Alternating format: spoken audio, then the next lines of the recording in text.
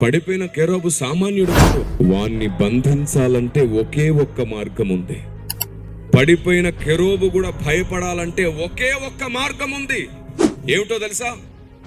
సార్వత్రిక సంఘమంతా కూడా కుమారుని గూర్చిన జ్ఞాన విషయములోను విశ్వాస విషయములోను ఏకత్వం పొందాలి. ఏమిటంటే సార్వత్రిక సంఘమంతా ఒక్కటైతే తప్ప వాడిని మనం చెదగదొక్కలేం.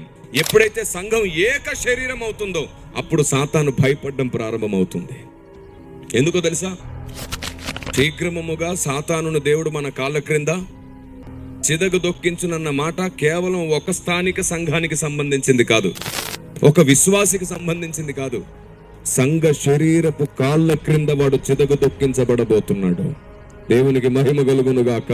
ఇప్పుడు నేను ఒక మాట చెప్తాను. నిన్ను చూసి కూడా భయపడాలంటే ఆయన చెప్పే సర్వసత్యం, ఆయన జ్ఞానం, ఆయన చిత్తానుసారమైన మర్మం నీలోనికి వస్తే వాడు నీకు కూడా భయపడాల్సిన పరిస్థితులు వస్తాయి. Praise the lord.